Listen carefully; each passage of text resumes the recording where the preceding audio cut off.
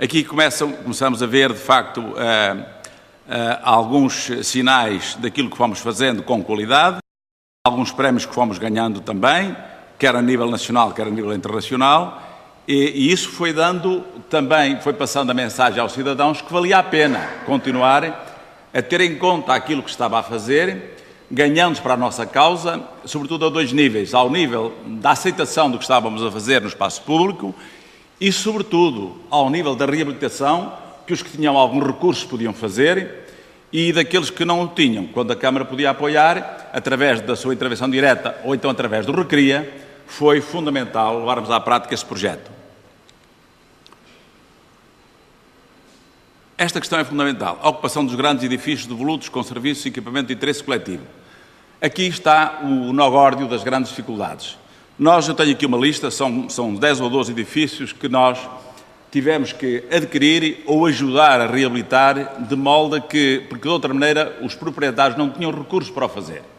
Então nós fomos ganhando essa batalha, sempre que podíamos, comprando o edifício, trabalhando com os respectivos governos, de modo a que eles tivessem uma reabilitação, mas também tivessem uma regeneração, isto é, tivessem uma outra função.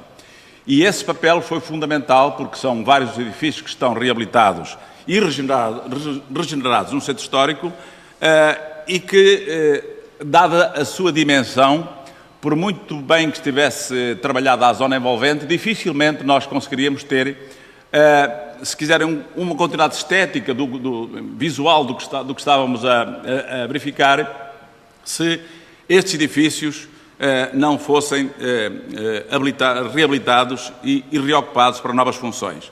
Lembro-me da Casa Martim Sarmento, que não é parte da Câmara, mas foi a Câmara que a reabilitou, logo aqui a seguir a saída aqui no Lar do Carmo. Depois, a Câmara Municipal estava completamente degradada. Depois, um apoio no Instituto de Apoio à Criança, também uma casa interessante, e é muito citada a Casa dos Valadares. Depois, um apoio fundamental também à SIG, da reabilitação do seu edifício sede. O Tribunal da Relação, que está do outro lado, foi um trabalho feito com o Ministério da Justiça para trazer para Guimarães um Tribunal da Relação, com palacete que custou muito dinheiro.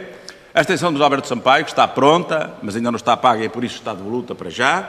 O dinheiro está-nos a fazer falta, já fizemos alguns apelos, mas enfim, a vida não está fácil para ninguém, tanto quanto sei nesta altura do campeonato, mas está pronta também.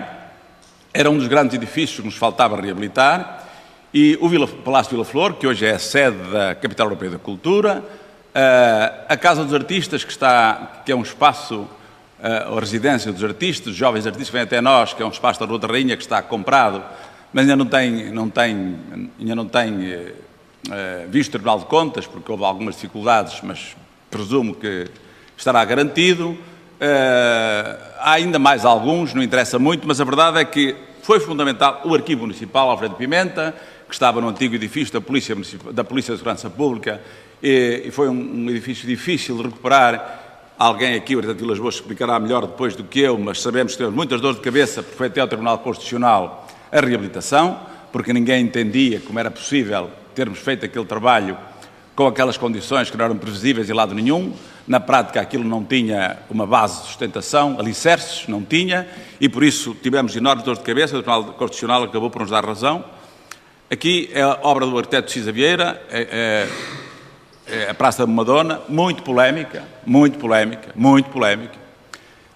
Por baixo tem um parque de estacionamento de uma grande exigência, de rigor técnico, porventura, quem sou eu para falar nisso, faça o nome que está em causa, ou qualquer outro arquiteto, como é óbvio, mas a verdade é que a população de Guimarães não gostou.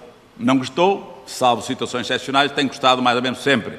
Polémica, discussão, contributos de um lado e do outro, a certa altura define-se a linha e vamos embora. Aqui, neste caso, nunca gostou.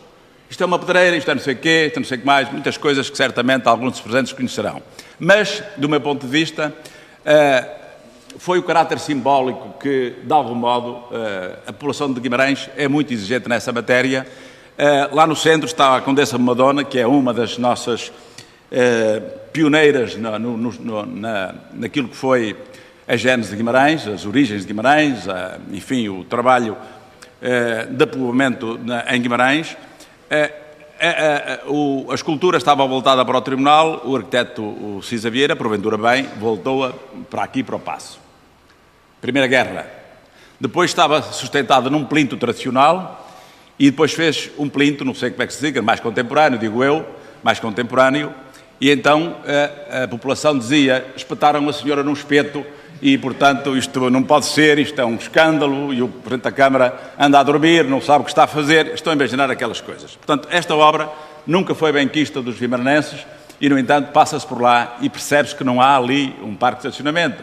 Há qualquer coisa de muita qualidade e quando vem até nós arquitetos reputados, reconhecem que o trabalho tem um grande valor arquitetónico, mas enfim.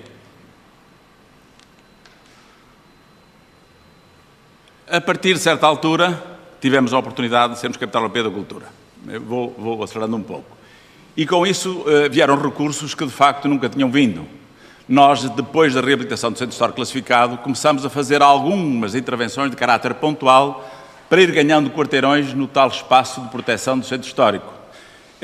Mas tinha que ser pontual, porque nós não tínhamos recursos para mais, para uma estratégia definida, organizada, como agora é possível, como agora está a ser possível na Capital Europeia da Cultura.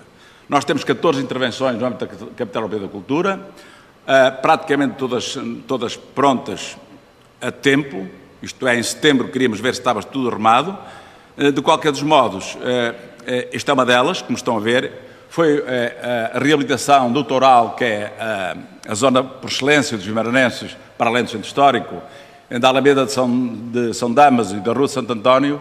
Foi muito preocupante para as pessoas, reconheço isso, não tenho dúvidas nenhumas, mas fizemos a obra num tempo recorde, conseguimos alterar algumas das datas previstas no sentido de podermos ter com um estatuto ou com exigência de que no dia 13 de dezembro faríamos 10 anos de elevação ao património mundial e por isso, junto ao empreiteiro, conseguimos que nessa altura pudéssemos inaugurar a obra.